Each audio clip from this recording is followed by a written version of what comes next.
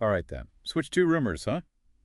Looks like we've got a lot to dig into with these. Yeah, the rumor mill's been going a bit crazy lately, hasn't it? Let's see if we can sort it all out. Okay, so first up, we've got this interesting bit from the Blade CEO, Ruben Mercado. Okay. He's making some pretty bold claims about the Switch 2, saying it's not just done, Hmm. but could be launching as early as March or April of next year. Wow, March or April 2025. Yeah, from what he said on this Spanish podcast. Hmm. Well, I mean, Blade makes gaming accessories, right? They are a reputable company. Yeah. But I don't know, should we be taking a CEO's word for it? That's true. CEOs aren't exactly known for spilling release date secrets. Yeah, exactly. They're not exactly in those loops, are they? Right, but wouldn't Blade need a heads up? Yeah, To have those accessories ready for launch day? that's a fair point, actually. Like, if Mercado's so confident about these features he's talking about, it makes you wonder how much he really knows, right? Yeah, I suppose it's possible they've gotten some early specs, at least, to get a head start on those Switch 2 accessories. Right. Which I guess makes his claims about the magnetic Joy-Cons and those redesigned analog sticks interesting, to say the least. Especially since those have been, like, the biggest complaints from Switch owners, right? Like, come on, no more Joy-Con drift worries because of those flimsy rails. Right. Imagine. What kind of accessories could they even be working on with that in mind, right? Right. I mean, a magnetic charging dock seems like a given, doesn't it? Yeah. And then imagine, like, Joy-Con grips, but with haptic feedback, right? Mhm. Designed specifically for this new magnetic system. I mean, they could really use that secure connection to create a way more immersive experience, couldn't they? Yeah. That's really thinking ahead. Right. Okay, but what about the redesigned analog sticks? Yeah. We've seen companies trying out all sorts of new tech to try and fix that drift, like Hall effect sensors, self-calibration. Could Nintendo be doing something similar for the Switch too? It's possible. I mean, even if they're just improving on the existing design, right? Any improvement to the ergonomics, the durability, that'd be a big win for For gamers. sure. For sure. Oh, and Mercado also had some ideas about why Nintendo might choose to launch in March or April. And it all comes down to their financials, apparently. Ah, yes. Business strategy rearing its head again. Right. So if Nintendo's trying to get a last-minute boost to those end-of-year numbers, a March release, right before the fiscal year ends, that'd make a lot of sense, wouldn't it? Yeah, it'd be like a well-timed power-up for their financial reports. Exactly. But on the other hand, if they're happy with how things are going, they could wait until April, right? Start the next year strong with the Switch 2 launch. Right. So, Yeah. Either way, it seems like Nintendo's getting ready for a big move. But we've got to talk about that elephant, or scroll wheel, I guess you could say, in the room. oh yeah. The Reddit rumor. I gotta admit, that one's really caught my eye. Even if it is a bit out there. Right. Scroll wheel shoulder buttons. It's certainly a new concept, that's for sure. But before we get into whether it would even work, let's back up a bit. So this Redditor claims they held a Switch 2 dummy unit, and it had these scroll wheels built into the shoulder buttons. Okay. And get this, they said it had a satisfying tick and felt like a store conveyor belt. A conveyor belt. Really? That's what they said. Wow, okay.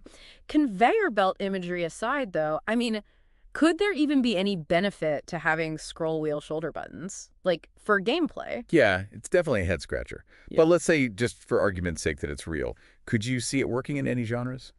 Well, in racing games, maybe? They could give you, like, really fine control over acceleration and braking. Oh, Imagine, like, easing onto the throttle with a scroll instead of just on or off with a trigger. interesting. So it could add a whole new level of control to those types of games. Right, exactly. And what about strategy games? Hmm. You could use it to cycle through units, menu options, all really quickly. Just a flick of the scroll wheel, way faster than the D-pad. Right. It would streamline those actions. Mhm. But then there's the practicality of it all.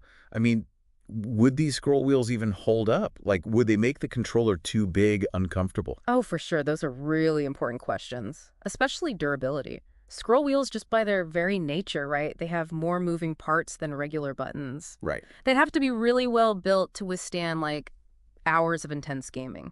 And what about ergonomics? Nintendo really nailed it with the original Joy-Con design, even if the hardware itself had some issues. They'd need to make sure these scroll wheels, if they're even real, are integrated seamlessly. Absolutely, yeah. And we can't forget about, well, the elephant in the room. Or I guess I should say, the anonymous Redditor. Yeah. We have to acknowledge this is just one anonymous post on Reddit. Not exactly the most reliable source, is it? Exactly. While it is fun to think about these things, I gotta remember, It's all just speculation at this point. This whole scroll wheel thing could just be, the internet doing what it does, taking a tiny rumor and running wild with it. Exactly. We've seen it a million times before. Remember those supposed PS5 dev kit leaks? The ones that look like a futuristic air fryer? Oh, how could I forget? The internet went crazy over those images. And the actual PS5 design was completely different. So different. Right. It's a good reminder to always take what we see online, especially when it comes to unreleased hardware, with a big grain of salt. Huge grain of salt. Right. Until Nintendo makes an official announcement, it really is all just guesswork. Right. I hear you.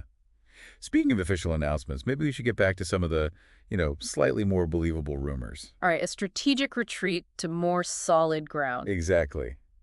This whole scroll wheel thing got me thinking about some of those other common complaints about the Switch that Nintendo might actually address with the Switch 2. Makes sense. Like, one thing that comes to mind is battery life. Yeah. It's decent on the Switch, but, gamers, we always want more juice. Especially with games getting more demanding all the time, right?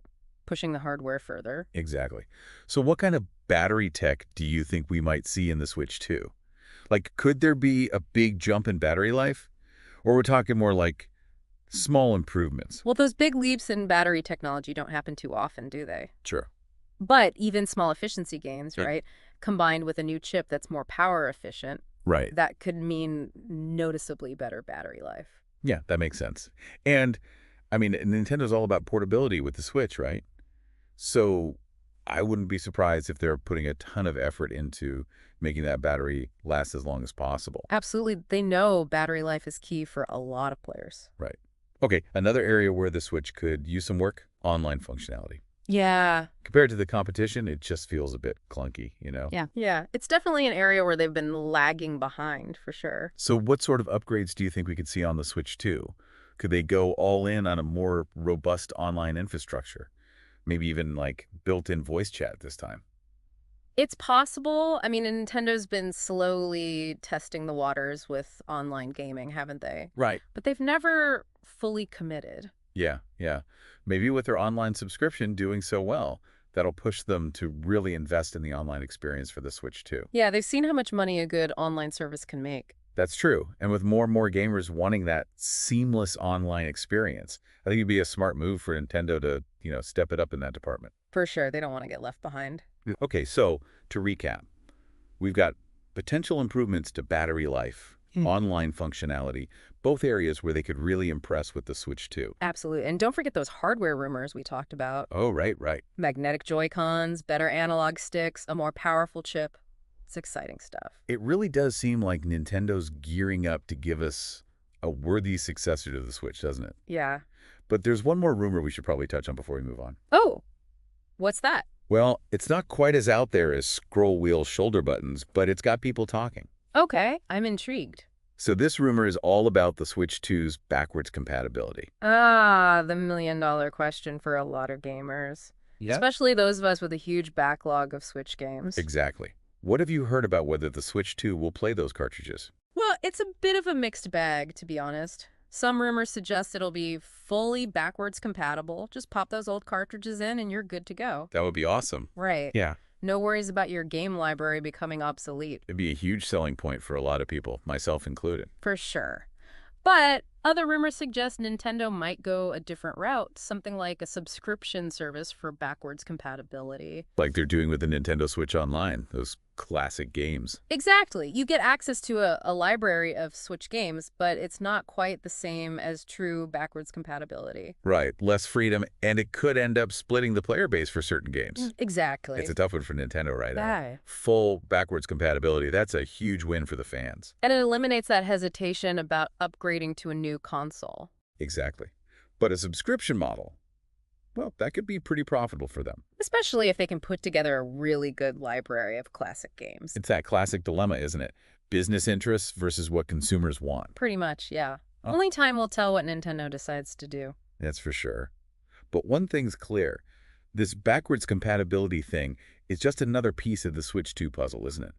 Yeah, and every new rumor, every bit of speculation, it's like we're getting closer to seeing the whole picture. We're getting there. And while it's fun to talk about hardware and all that, let's not forget the most important part, the games. Right. What good is a console without great games?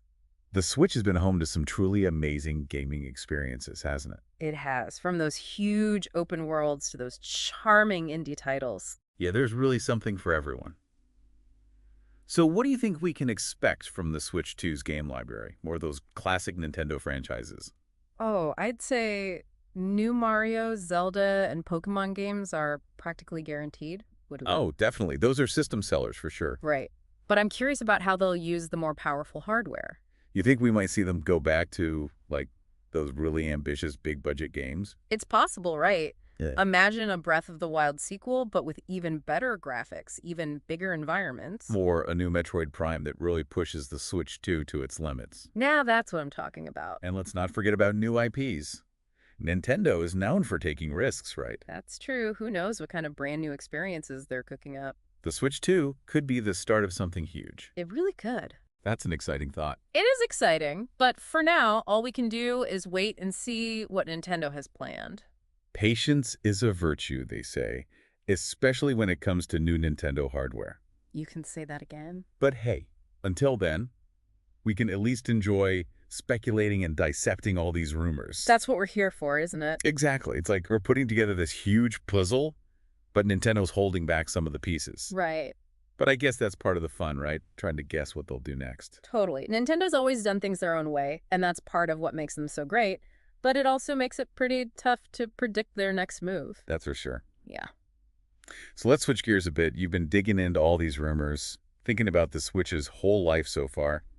What's really stood out to you? You know what's really got me thinking?